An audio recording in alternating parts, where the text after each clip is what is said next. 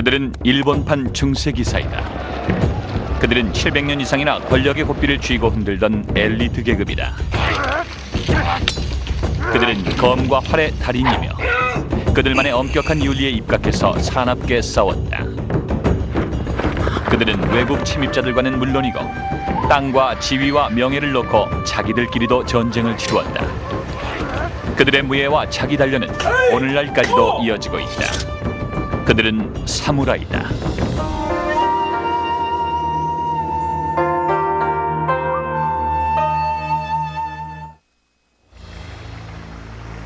일본의 역사를 연구하는 사람들은 일본의 전국시대를 가리켜 하극상의 시대라고 부르기도 한다.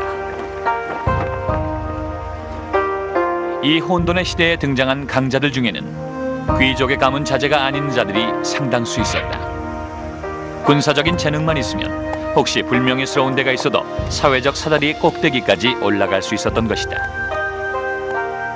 In the chaos of 1500s warfare, you have people rising from rather humble origins, and you also have people rising from rather seemly origins, people who at key moments decided to leave their lord, to die in battle, go back, take control of the castle. 이 혼란의 시기 중 1568년에 점잖은 집안 출신의 거물급 사무라이가 등장했다. 그의 이름은 오다 노부나가. 그는 그 시대의 혼란을 가라앉혔다. 노부나가는 지방의 작은 영지 출신이었지만 뛰어난 지략을 발휘해 많은 동맹을 확보했고 일약 유명 인사가 되었다. 야심에 가득 찬 그는 일본 전국을 지배하겠다는 꿈을 키웠다. 그래서 그는 전국을 하나의 칼 아래라는 구호를 새겼다. 하지만 그것은 군사력만으로는 될 일이 아니었다. 그는 정략 결혼이라는 미묘한 방법을 동원했다. 노부나가 자신은 물론 그의 가까운 가족을 다른 힘 있는 가문과 결혼시켰다. 이 방법은 아주 강력한 세력을 형성시켰다. 그 다음 그는 다른 영주들을 자기 휘하에 들어오도록 협박했다. 이 제안을 거절하면 그는 자기가 동원할 수 있는 모든 수단을 다해 싸웠다. 최신 무기인 화승총까지 동원했다. 일본에 총이 들어온 것은 1543년 중국의 정크선이 풍랑에 밀려와 일본에 상륙하면서부터다. 이 배에는 포르투갈 여행자들이 3명 타고 있었다.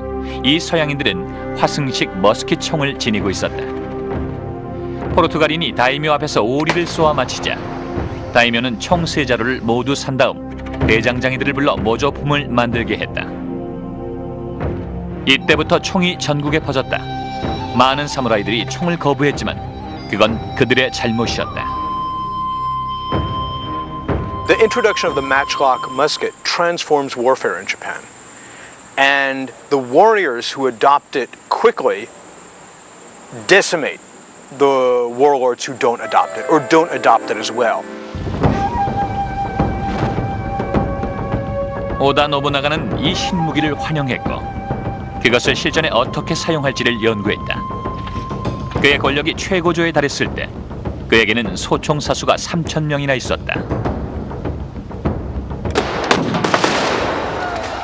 1575년에 나가시노성 부근에서 벌어진 유명한 전투에서 노부나가는 최소 1500명의 소총수를 3열로 세워놓고 전투를 치루었다. 그가 일제 사격을 명하면 한 열씩 교대로 총을 쏘았다. 이런 소총 부대로 노부나가는 몇 배 우세한 적도 물리칠 수 있었다.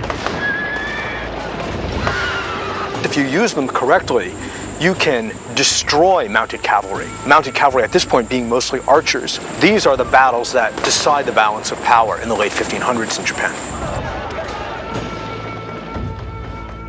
자기가 구축한 막강한 정치적 군사적 힘에도 불구하고 오다 노부나가는 통일을 보지 못하고 죽었다. 역사상의 야심가들이 대개 그렇듯이 노부나가 역시 암살당했다. 1582년 불만에 찬 부하 장군이 그를 암살했다. 정확한 암살 동기는 밝혀지지 않았지만 그 암살자는 자기의 봉사에 대한 보상이 적절하지 않다고 느꼈던 모양이다. 오다 노부나가는 일본 다이묘들의 3분의 1을 통합하고 48살에 죽었다. 통일의 나머지 작업은 그의 시종이었던 토요토미 히데요시의 몫으로 남겨졌다. 히데요시는 출신은 미천했지만 뛰어난 전투력으로 또 하나의 거물이 되었다.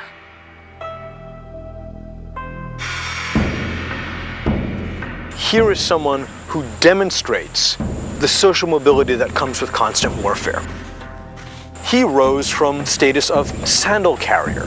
This is someone who ran alongside a lord and had his sandals ready when he got off his horse, and he rises to be the supreme warlord in Japan. 노부나가가 암살당하자 히데요시는 즉시 범인을 추적하여 죽였다.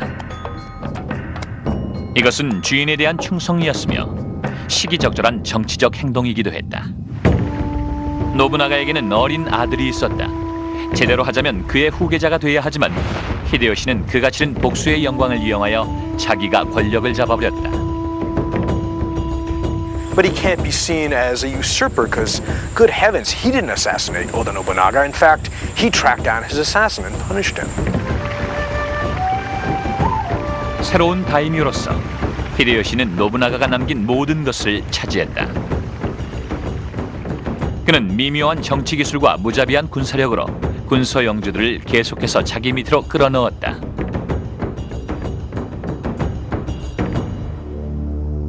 (1590년이) 되자 일본의 모든 다이묘가 그의 휘하에 들어왔다. 오다 노부나가의 통일의 꿈이 히데요시에 의해 실현된 것이다. 그리고 히데요시는 당시로선 매우 놀라운 조치를 취했다. 오늘날로 치면 총기관리법 같은 것을 제정한 것이다. 그는 농민과 상인들이 소지한 모든 칼을 압수했다. Marvelous pretext for that is, of course, the swords will be melted down and they'll be used to create a huge image of the Buddha. So when you give up your swords, you are not giving up power and you're not giving up a right to defend yourself or a means of defending yourself. You're simply helping Toyotomi Hideyoshi bring the country to peace through the healing powers of this great Buddha image. 히데요시는 칼을 압수하는 데 그치지 않았다.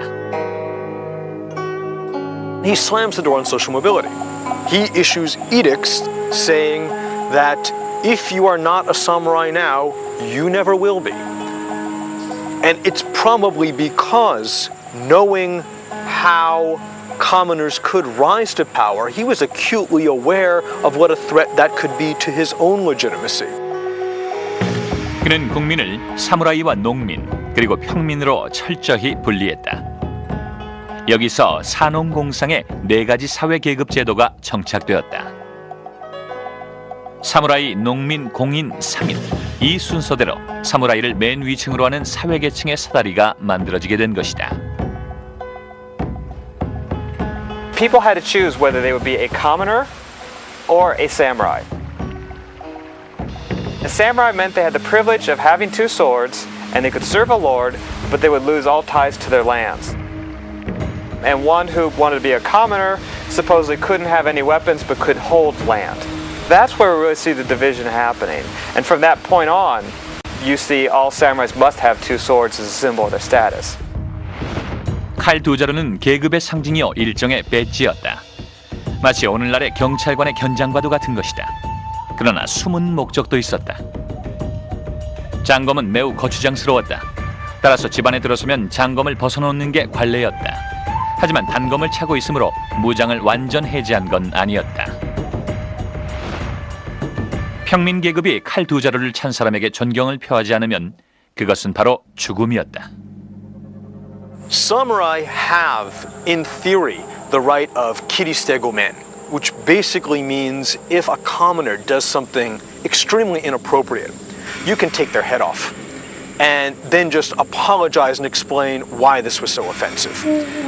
And that's part of how commoners live, with this strange sense that they can get away with a lot, but you never quite know when you're going to cross the line and lose your head. 하지만 히데요시는 그 막강한 권력에도 불구하고 한 가지 공식적인 명예, 쇼군이란 칭호는 얻을 수 없었다.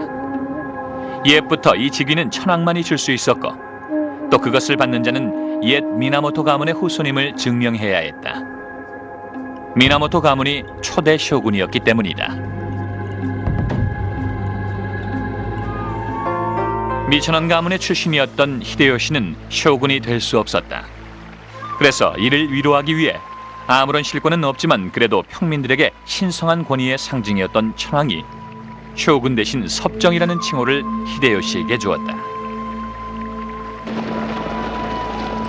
히데요시는 섭정이라는 칭호에 그쳤으나 그의 뒤를 이은 지도자는 거기에 만족하지 않고 기어코 쇼군 칭호를 쟁취했을 뿐만 아니라 그 쇼군의 권력을 그 후 250년간이나 이어가게 만든다.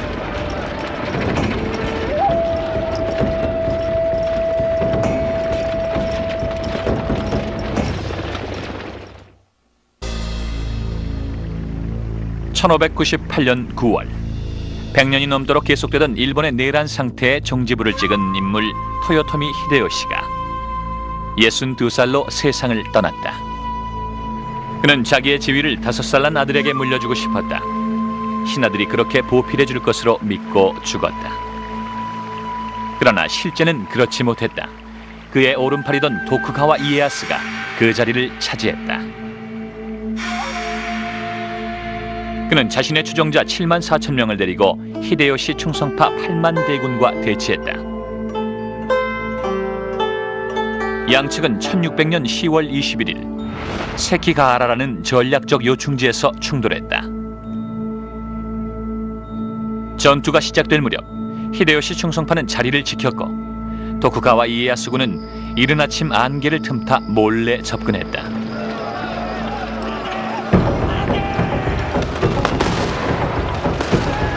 양측 군대가 뒤섞이자 난전이 벌어졌다.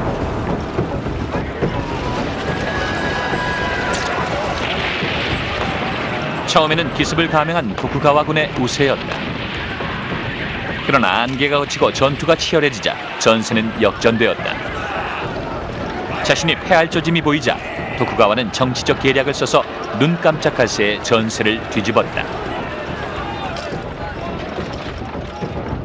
What shows Ieyasu's brilliance at Sekigahara is not that he brings more men to the field, but that he subverts the unity of the opposite side.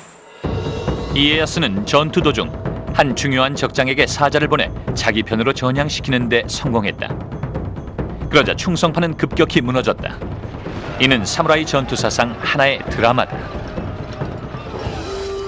결국 도쿠가와 이에야스는 일본에서 경쟁자가 없는 군 지도자가 됐다. 선임자 히데요시와는 달리 도쿠가와는 쇼군 칭호를 기어코 받아냈다. 물론 쇼군은 미나모토 가문 출신이라야 했다.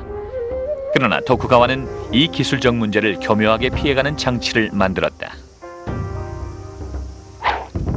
Tokugawa Ieyasu had to present to the emperors a falsified genealogy in order to prove that he was a descendant of the Minamoto. And of course this was known to the imperial family, but it was a kind of a pro forma thing. And so once a fairly convincing document was presented to them, they could close an eye on whether it was absolutely historically accurate. 1603년 도쿠가와 이에야스는 당당히 쇼군직에 취임했다. 그는 자신의 군사정권의 막부를 에도, 즉 오늘날의 도쿄에 설치했다. 그 후 일본엔 평화가 왔다. 그것은 이에야스의 철권 통치로 이루어진 평화였다. 이 강요된 평화는 인질교환이라는 공식에 의해 유지되었다. 인질교환은 다이묘들이 평화 공존을 위해 전부터 해오던 관습이었다. It wasn't uncommon for daimyo, in order to cement an alliance amongst each other, to exchange relatives. And you'd have some very odd ones, like sending your mother to stay with a new ally, just to show that even though we've met on the battlefield before, I'm not going to attack you. You send me a daughter, you send me a son, I'll send you a daughter, I'll send you my mother, and you'd exchange relatives, really to show that you were committed to not fighting each other, to remaining allies. 이에야스는 모든 다이묘들에게 에도에 있는 쇼군 막부 부근의 주거지를 정하고 일정 기간 거주할 것을 요구했다. they're allowed to maintain a castle in their homeland, and they're allowed to maintain that home base.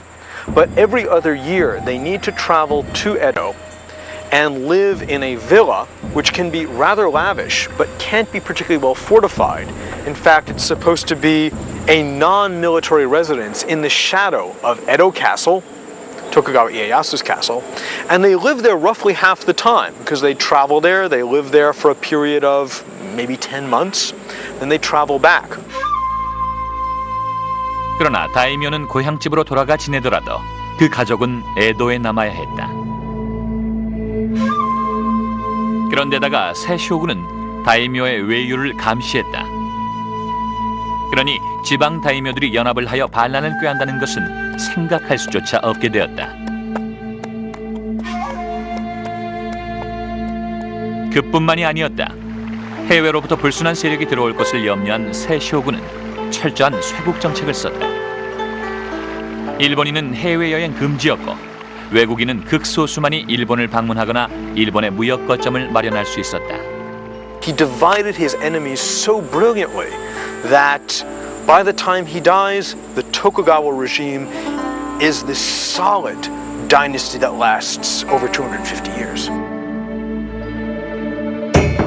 이처럼 평화가 오래도록 지속되자 사무라이 문화와 정체성의 변화가 생겨났다. 과거 600년간 사무라이의 목적은 전쟁이었다. 사무라이는 농사나 건축 또는 상업 같은 일을 하지 않았다. 전쟁을 하거나 준비하는 일이 그들의 몫이었다. 그러나 도쿠가와 쇼군 통치로 오랜 평화가 지속되자 사무라이들은 도무지 할 일이 없었다. 땅에서 수입이 계속 나오니 전투 기술은 연마할 필요조차 없었다. The samurai could literally do nothing. They could be idle from morning till night. They could read books. They could philosophize about the beauty of honor and nobility and committing seppuku and all that. And they didn't have to have a real job. 그러나 목적의식을 가진 많은 사무라이들이 가르침과 연구에 몰두했다. 각종 무예 학교가 생겨났다. 특히 검술을 거의 도의 경지로 승화시킨 검도 학교가 발달하게 되었다. If you're going to train in some sort of martial art, you might as well train primarily with the weapon that you're always carrying as opposed to training in spearmanship or archery or whatever, because you're not ever going to use that. If you're ever going to get into a street fight with a weapon, for example, or whatever, you're probably going to defend yourself with your swords. 그러나 모든 사무라이가 다 무예 사범이 된 것은 아니다. 사무원이나 관료가 된 자도 있었고 시인이나 예술가 또는 수도사가 된 사무라이도 있었다. 그들은 집중력과 사명감을 가지고 새 분야에 몰두했다.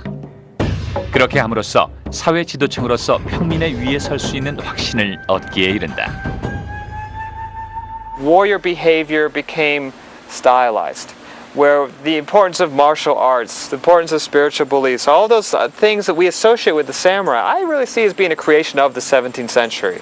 When we have peace in Japan, and we have to find out, well, we have these sword-bearing officials who get income. What is their purpose? There's no wars. And I think that there's this real sense that they try to create this sort of code of conduct. 17세기 말에서 18세기 초 사이에 몇몇 사무라이 학자들이 모든 사무라이들이 지키며 살아야 할 규칙을 서면으로 작성했다. 이 규칙들은 서로 비슷했는데 개인의 명예, 무예 연마, 모범적인 사회생활, 그리고 가장 중요한 것으로 주군에 대해 목숨을 바치는 충성심 따위를 내용으로 한다. 이런 것들을 집합적으로 사무라이 강령이라고 부르게 되었다. 이런 강령을 수록한 책 가운데 하나가 하가쿠레라는 책인데 이 책은 자기 희생의 중요성을 강조하면서 사무라이의 생활 준칙을 상세하게 정하고 있다. It goes through these incredible descriptions of what the samurai must do with himself. You know, he must be incredibly sanitary and clean. He must prepare his nails in a certain way. He must always carry rouge in his side bag because he may die. And when he dies, he doesn't want to look pale or frightened. So he must always be ready to present the front of someone who has eagerly chosen death. When the samurai goes out to battle, he must burn incense in his helmet so that when he is beheaded by his victor, he will present to the victor who rips the helmet off a pleasant, an aesthetic, a memorable experience.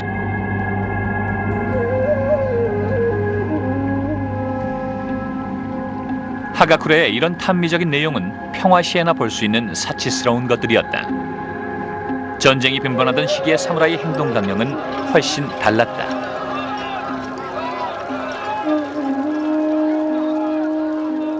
One of the documents I looked at in the 14th century, they said, we attacked the enemy but started suffering casualties, so we fled. No stigma, no dying. They're not going to just, die like that.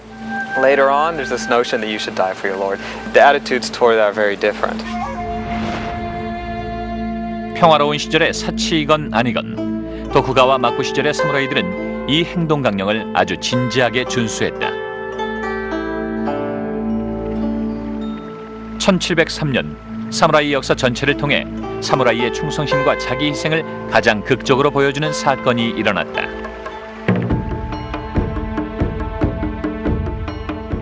아사노 나가노리는 아코의 다이묘였다. 아코는 오사카 남서쪽 160km에 있다. 나가노리는 쇼군의 궁전에서 의전 임무를 부여받고 의전과 예절 훈련을 받았다. 그런데 훈련 도중에 쇼군의 부하인 예절 교관이 나가노리를 모욕하였다. 이에 격노한 다이묘 나가노리는 단검을 꺼내들고 그 교관의 목을 찔렀다.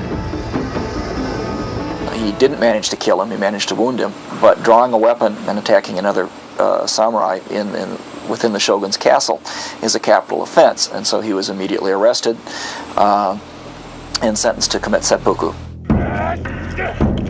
나가노리는 즉시 명령에 따라 할복 자살 의식을 거행하며 죽었다. 나가노리가 죽자 막부는 그의 토지를 몰수했다. 따라서 나가노리의 무사들은 론인, 즉 낭인이 되었다. 낭인은 주군이 없는 사무라이이므로 집도 수입도 없는 처지가 된다. In the medieval period, this was never really a problem because there's constant warfare, lots of armies that are willing to employ unemployed fighting men. During the Tokugawa period, when there's no warfare and there are no wars and armies are circumscribed and defined by centralized authority, there's less outlet for people who lose their jobs, and so it becomes a bigger sort of problem.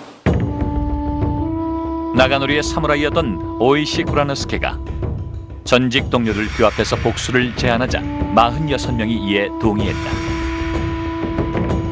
Rather than immediately attacking the man who they identified as responsible for their master's downfall, the guy that he'd attacked, figuring that he would be expecting it and be prepared to defend himself up front, they basically laid low for 3 years and pretended to go along with shogunal orders and accept their fate.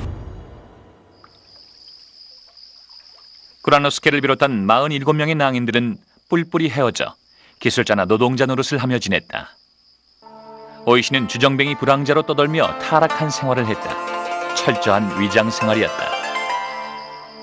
결국 오이시의 예상대로 원수는 위험을 벗어난 줄 알고 경계를 풀었다. 그러자 론인들이 움직이기 시작했다. They met according to prearranged plan. Assembled themselves and staged a night attack on the guy's house, found him cowering in a closet, dragged him out, killed him, decapitated him, and then delivered the head to the grave of their master, and then presented themselves to the authorities to be arrested for participating in an illegal vendetta. 이 47명은 할복 명령을 받았고 저는 명령대로 자결했다. 조용하고 평화롭던 일본인들은 이 사건에 깜짝 놀랐다. 그러나 동시에 충성과 자기 희생이라는 고상한 사무라이 정신이 아직 살아있다는 긍지를 느꼈다.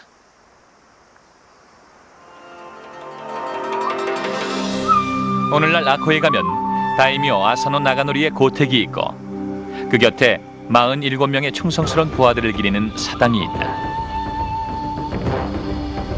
이러한 사무라이 정신과 행동 강령은 일본인의 민족적 특성에 녹아들어 훗날 일본인들로 하여금 그들 특유의 희생적인 애국심을 발휘하게 만든다.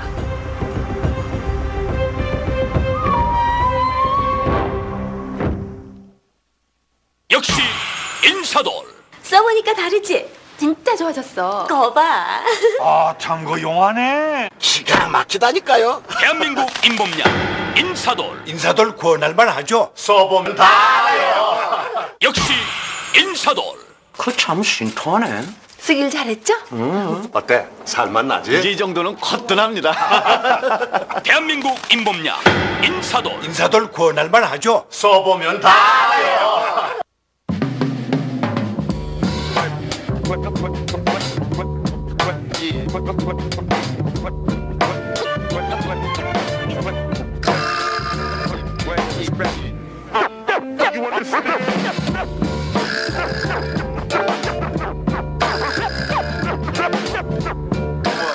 당신이 머리 아픈 건 남보다 더 열정적이기 때문입니다. 머리 아플 땐 타이레놀.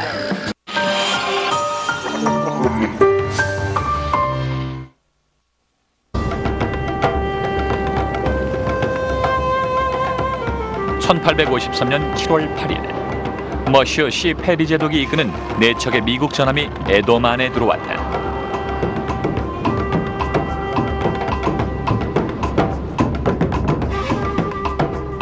그들은 일본 정부가 원튼 원치 않든 국경을 개방하라고 요구했다. 미국이 이렇게 나온 것은 교역보다도 서태평양에서 고래잡이를 하는 자국 선박의 기항지가 필요했기 때문이었다. 그 당시 고래잡이는 큰 사업이었다.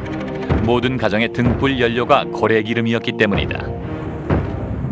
과거 미국은 배 한 척만을 이끌고 찾아와 문호 개방을 요구했다가 번번이 축출당한 상태였다. When Perry came in, he was more effective than the earlier people because he had a formidable fleet. And he stationed it right off of Edo, which is the largest city, and disrupted the supply of foods to the capital.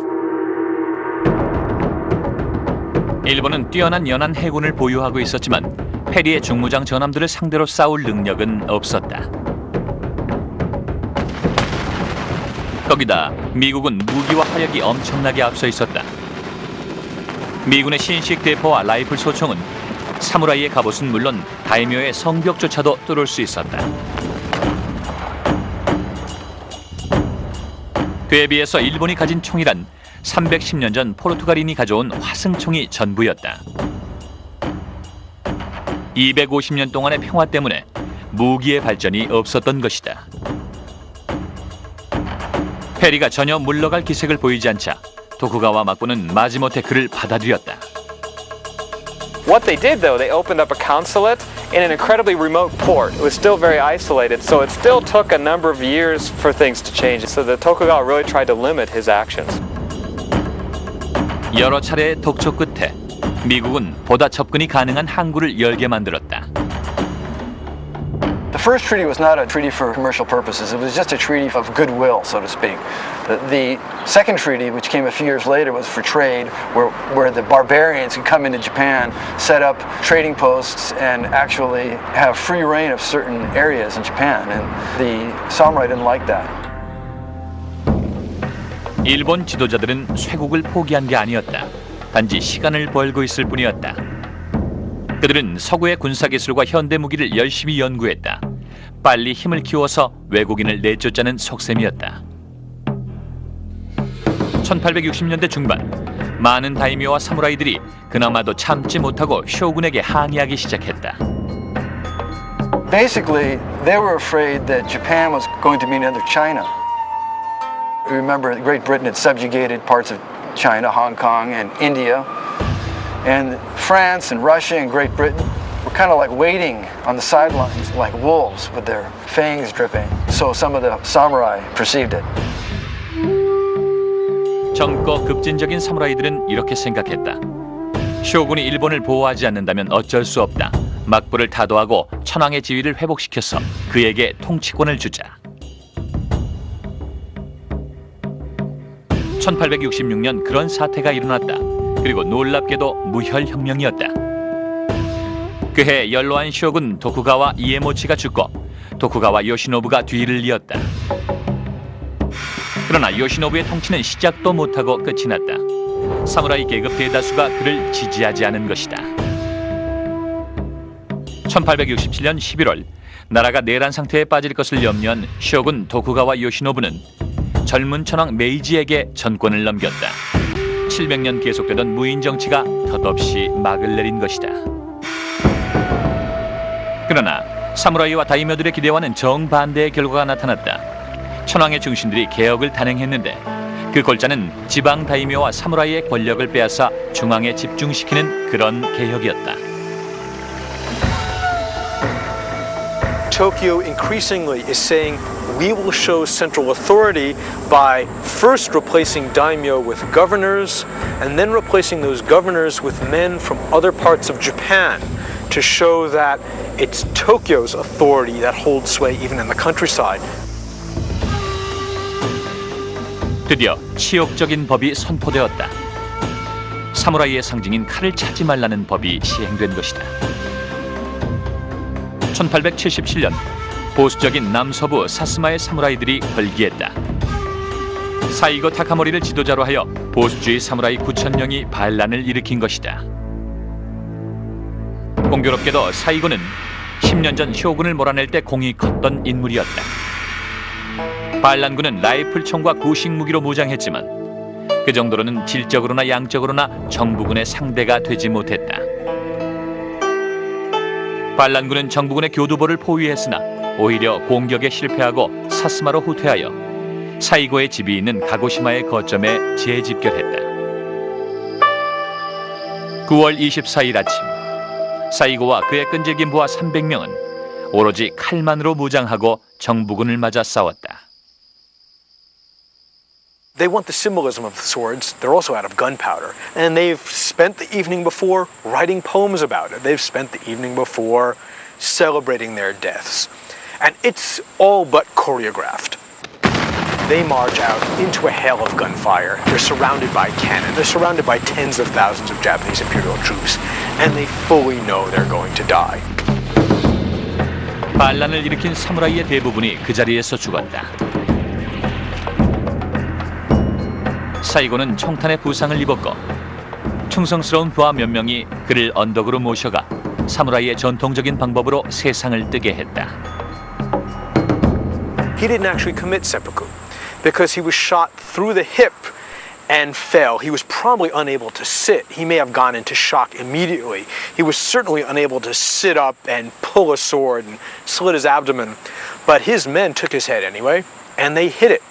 They hit it as though this were 1220. You would not want the enemy army to get that head and have a trophy.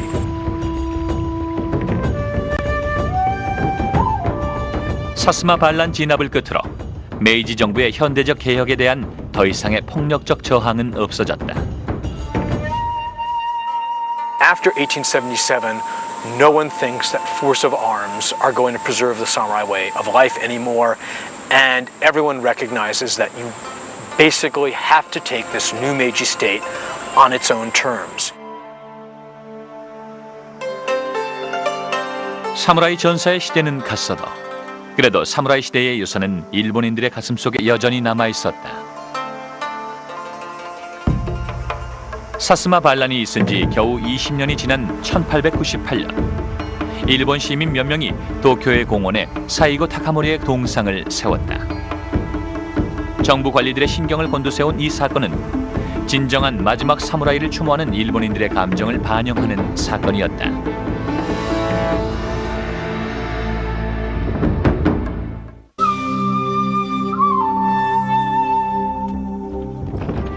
(19세기를) 마감하는 10년 동안 메이지 천황의 일본은 산업화를 서둘러 무시무시한 현대적인 전쟁 기계로 성장하게 됐다. 250년이나 고립되었던 나라치고 그들의 해군력과 군사과학 기술은 눈부시게 성장했다. 일본은 서구 나라들을 따라잡는 것이 지상 목표였다. The knowledge was there when Japan was supposedly closed. Enough people knew what to borrow, what to get, what they needed to make Japan much stronger. And I think the speed at which they were able to do that is just really remarkable. 20세기 초 일본은 어느새 괄목상대할 나라가 되어버렸다.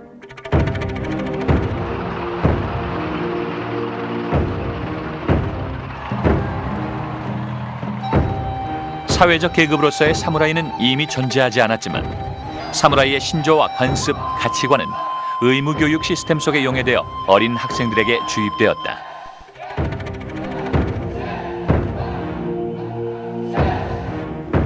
학교들은 천황의 신성 개념을 부활시켰고 일본 민족의 우수성을 강조했다. 이러한 정신교육이 아마도 2차 대전에 이르는 일련의 과정에서 일본을 뻔뻔스러운 침략국으로 만드는 데 한몫했을 것이다. The Japanese Imperial Army seized on the samurai, not surprisingly, as a major symbol for forging a kind of code or a culture for its officers and men. 그러다 보니 일본은 과거의 사무라이의 나라로 돌아가 버린 것이다. 일본군은 대부분 농민과 상인 출신이었다. 그런데 사무라이 행동 강령은 평민에 대한 사무라이의 우월적인 차별성을 강조하니 이건 모순이었다. The Imperial Army turned that around and said, no, these are warrior values. That means they're Japanese values, and we're all samurai at heart. 태평양 전쟁을 치르는 동안 자기 희생을 강조하는 전사의 수칙에 세뇌된 일본 군인들은 자신의 목숨을 초계같이 내버렸다. 항복보다는 죽음이 낫다는 신조 때문에 패배가 명백한 전투에서도 일본군은 항복하지 않았다. 과달카날 이오지마 등지에서는 오히려 자살 특공대가 되어 극렬하게 반항했다. 그 밖에 다른 사무라이의 상징도 남아있었다. 예를 들면 2차 대전 중 일본 관원들은 여전히 칼을 차고 다녔었다.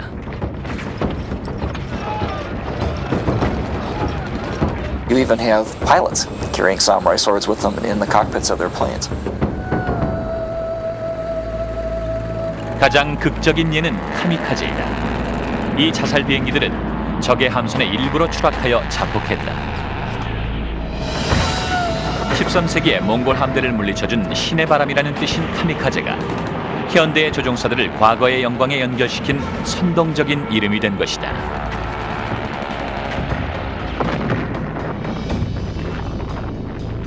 There was definitely a consciousness which one can perceive from the poetry they wrote as their farewell poems and other things, that they were, for better or for worse, managing to recreate or reconnect themselves with something from their past which they felt was real.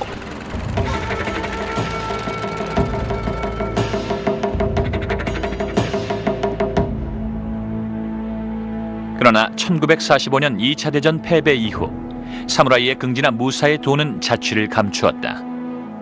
그리고 몇 년이 흘렀다. 하지만 1970년대에 들어서자 다시 수면 위로 떠오르기 시작했다.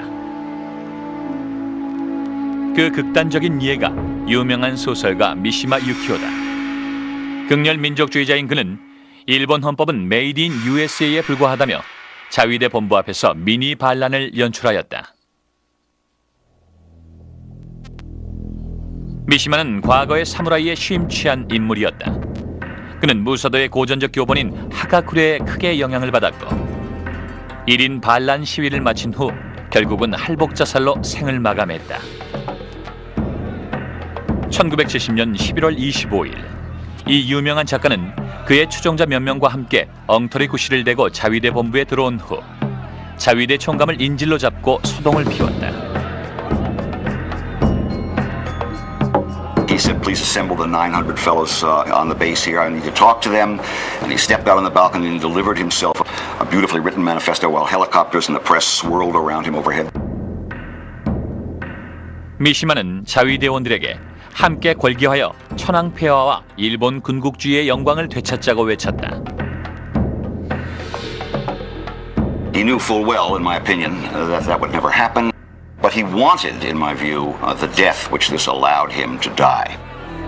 자위대원들이 야유하자 그는 서둘러 연설을 끝내고 안으로 들어갔다.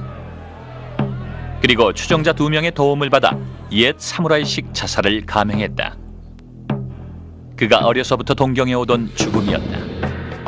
In front of the horrified commandant, he opened his belly and was then beheaded by his second in command, a young man who is now also venerated by the Japanese right, who then also committed harakiri himself and was beheaded by a third of these fellows.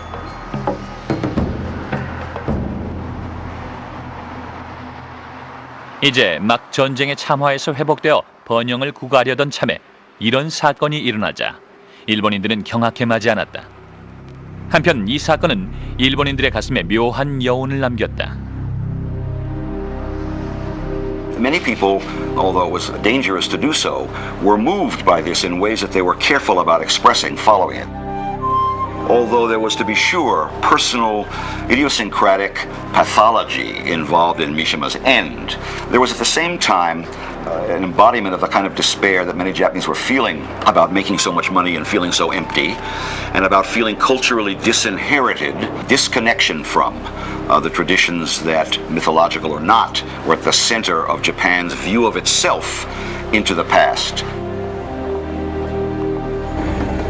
1980년대와 90년대를 거치며 일본은 계속 번영했다.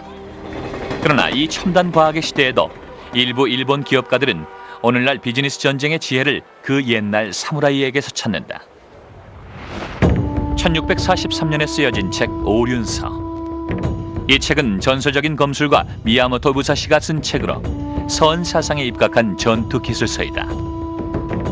이 책은 상담에서 이득을 얻기 위하여 입실험을 하는 미국의 기업 투자자들까지도 열심히 읽는 베스트셀러다. 또 사무라이의 유산이 가장 확실하게 남아있는 곳은 역시 무예를 가르치는 학교다. 많은 학교들이 학생들에게 무사의 행동 강령을 연구하고 거기에 써있는 대로 처신하라고 가르친다. 많은 지방 도시들이 주최하는 역사 문화 축제. 사무라이의 과거가 눈에 보인다. 고종을 거쳐 만든 갑옷을 입은 사무라이들이 말을 타고 퍼레이드를 벌이고 있다.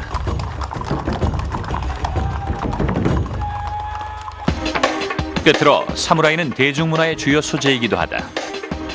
사무라이는 영화나 비디오 게임의 제작자들이 애용하는 소재이다. Even though the samurai as a class no longer exists, interest in them, interest in the martial arts, even if you look at Star Wars with the lightsabers, you know, I mean, it's something which I almost think is still alive. And it's not confined to Japan. 칼과 활의 길, 사무라이의 길은 가혹한 길이다. 그러나 많은 사람들에게 충성과 자기 단련, 자기 희생이라는 사무라이의 덕목들은 지금도 똑같이 소중한 가치로 평가되고 있다. 섬기는 자 사무라이의 고상한 전통이 1000년 전부터 오늘날까지도 이어지고 있는 것이다.